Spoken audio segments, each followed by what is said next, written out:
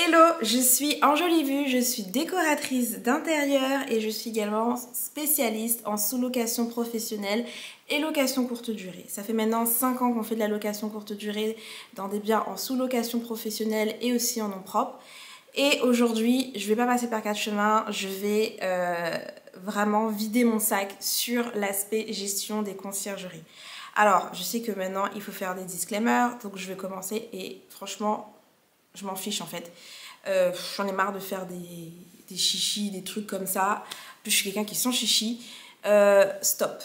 Franchement, on arrive à un moment donné, ça fait 5 ans qu'on fait cette activité. Les conciergeries, elles se construisent et se déconstruisent aussi vite qu'elles se construisent, aussi vite qu'elles arrêtent. Il y en a de plus en plus, surtout qu'on est, on est le pays qui va accueillir les JO cet été. Donc je peux vous dire qu'il y a de plus en plus de personnes à qui se disent bah non, je vais peut-être pas faire la LCD, mais je vais plutôt gérer les LCD et faire mon argent comme ça. Franchement, sur le principe, ça me paraît tout à fait normal, tout à fait concevable. Moi, je suis la première à dire qu'il faut créer des structures, il faut créer des sociétés, c'est important.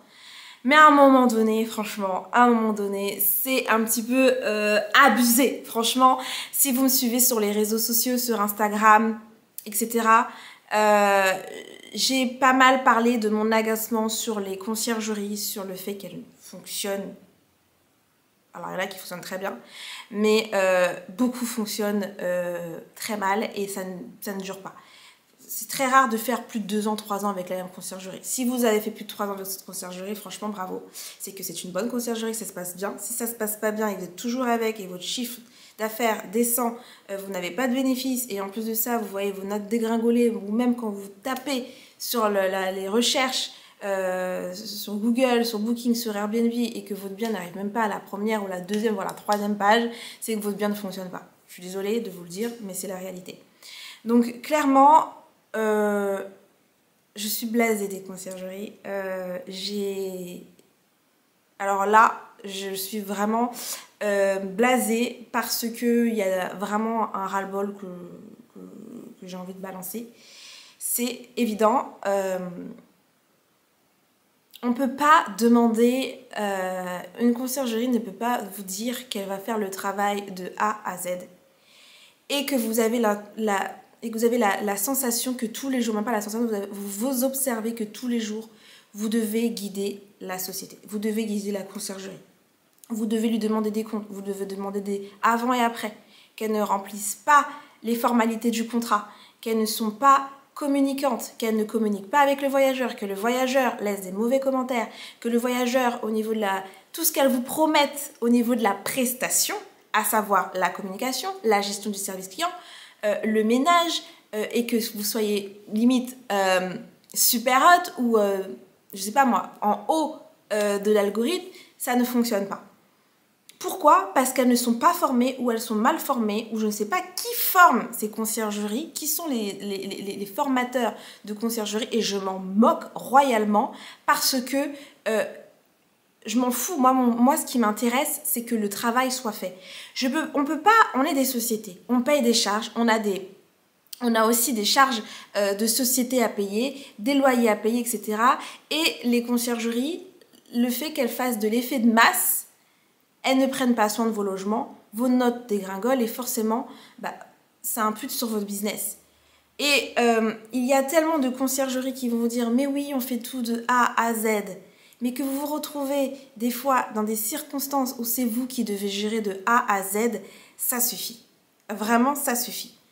Ça fait 5 ans qu'on fait de la location courte durée, qu'on a travaillé avec plusieurs types de conciergerie, mais à un moment donné, une conciergerie ne peut pas demander des 20%, des 35% des fois, plus les frais de ménage, et le travail n'est pas fait. Le travail n'est pas fait. Vous êtes là constamment dans un stress des fois à savoir si les gens ont eu les clés, si le ménage a été fait, s'il n'y a pas eu une double réservation, si quand les voyageurs arrivent, se retrouvent avec du linge qui a déjà été utilisé. Et quand vous demandez des comptes, on vous envoie des factures. Pour ça, envoyer des factures et des factures, ça va très vite. Mais pour faire un travail de qualité pour ce qu'on a demandé sur ce qu'on appelle un contrat, c'est pas fait. Il faut savoir aussi que les conciergeries vont vous demander des pourcentages des fois astronomiques, comme je dis, des 20, 25, 20% sur votre CA ou par nuitée. vont vous demander en plus de payer les fournitures. Dans ce que j'entends fourniture, c'est le papier WC, c'est les réassorts, c'est le café, thé, etc. Les produits même des fois ménagers. Ok. Et en plus de ça, en plus des 20% du réassort du forfait qu'ils vont vous demander, ils vont aussi vous demander de récupérer les frais de ménage imputés dans les annonces. Alors déjà que le travail n'est pas fait, que le ménage est plutôt quand vous passez des fois sommaire, que les plats ne sont pas faits, les rideaux sont jamais lavés, les coussins sont jamais lavés, que le ménage est fait rapidement ou des fois qui n'est carrément pas fait, ok, qui n'est carrément pas fait, faites des visites. Je vous encourage vraiment à faire des visites surprise, d'y aller un avant ou un après et de vous rendre compte de ce qui se passe dans vos logements. Ceux qui ne le faites pas régulièrement, vous le faites une fois dans le mois ou 2 fois comme ça dans l'année, vous allez être surpris. Les frais de ménage qu'ils veulent récupérer, c'est une chose. Moi, franchement, si le travail est bien fait, etc., et que justement, je peux augmenter mes notes, je peux augmenter les prix de mes voyages, ça peut se discuter. On n'est pas fermé à cette réflexion. En revanche, récupérer les frais de ménage en plus de tout ce qu'on demande, 20% par la nuitée, et des fois, on le sait, que si par exemple vous avez une réservation de plus d'une semaine, admettons, qu'est-ce que la conciergerie va faire une semaine? Elle va pas passer, elle va passer très peu de temps au téléphone avec eux, donc ça veut dire qu'elle va prendre 20% de chaque nuitée, et à la fin, il vous reste quoi? Sachant qu'il y a l'électricité qui va être consommée, l'eau qui va être consommée, Internet qui va être consommé, peut-être éventuellement des dégâts qui vont être malheureusement constatés. Il faut savoir que les frais de ménage qui sont inclus, c'est également du chiffre d'affaires pour vous, pour nous. D'accord? Donc ce chiffre d'affaires, il va aussi nous permettre de tirer quelque chose de ce montant, de plus la réservation, pour pouvoir également payer certaines charges et aussi se retrouver être rentable.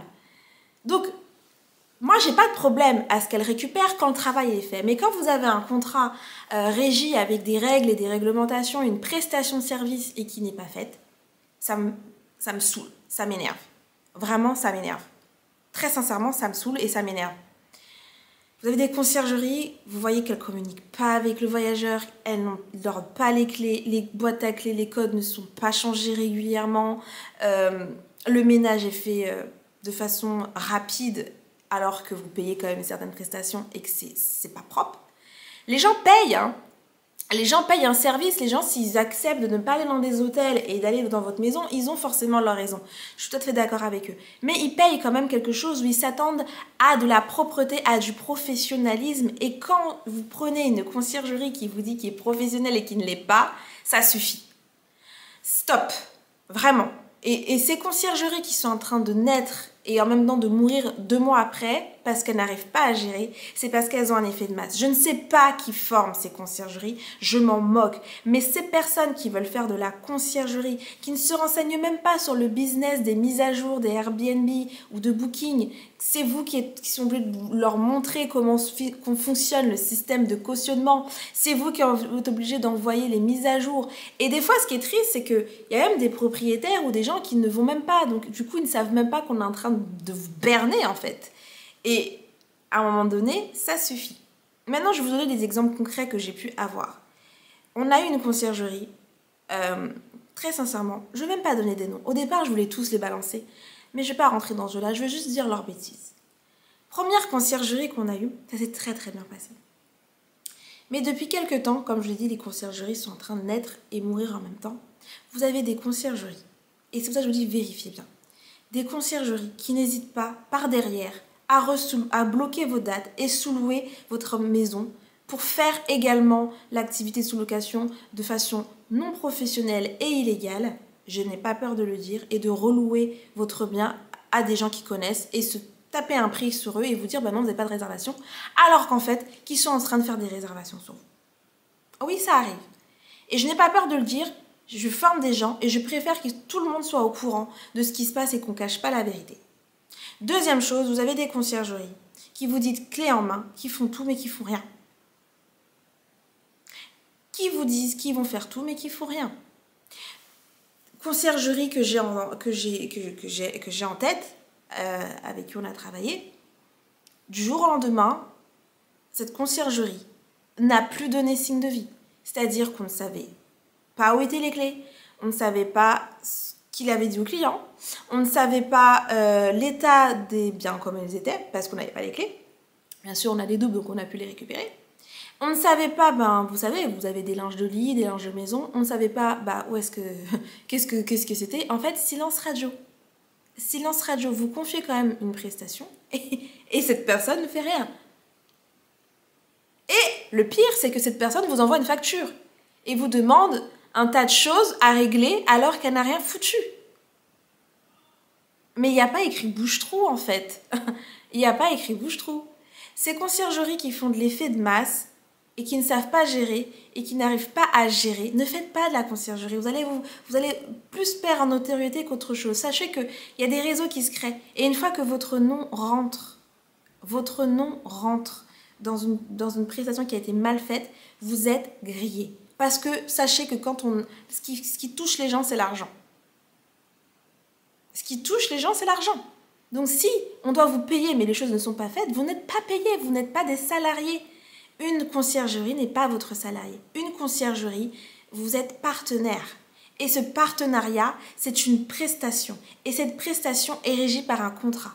Et ce contrat, s'il n'est pas respecté, la prestation ne peut pas être payée. C'est aussi simple que ça. Vous voulez faire de la conciergerie? Faites de la conciergerie, mais faites-le pleinement et sûrement et aussi responsablement possible, professionnellement. C'est tout ce qu'on vous demande, en fait. Après, des partenariats de longue durée, j'ai pas de problème. Donc pour vous dire, même à l'heure actuelle, on a carrément changé notre façon de fonctionner avec les conciergeries. On sélectionne énormément de conciergeries, que ce soit pour nous ou pour notre formation ISLP, parce qu'on veut que les personnes qu'on accompagne soient le mieux accompagnées possible et travaillent avec les meilleurs, en tout cas les plus professionnels, pour que leur activité fonctionne sur la longévité. Pas aussi vite qu'une conciergerie lambda qui s'invente conciergerie 2 jours, finit par s'arrêter au bout de 6 mois ou même pas 3 mois. Nous, on veut que dans notre équipe, dans notre team d'ISLP, on travaille avec des partenaires de conciergerie, avec différents types de partenaires qui savent qu'est-ce que c'est d'être professionnel. Que quand on nous dit de A à Z, ça soit de A à Z. Je ne veux bien payer quelque chose de A à Z si j'ai rien à signaler, si mes notes augmentent, si je peux augmenter mes prix, si je peux avoir de meilleurs commentaires, si je peux être mieux référé, on n'a pas de problème à pouvoir énumérer et payer ces prestations. Mais si ce n'est pas le cas, si vous ne respectez pas le contrat, je n'ai pas envie de quoi que ce soit à faire avec vous et même vous présenter à nos groupes. On a plus de 100 élèves qui ont fait notre formation et qu'on propose des partenaires où on négocie des choses pour qu'ils aient tous les meilleurs moyens.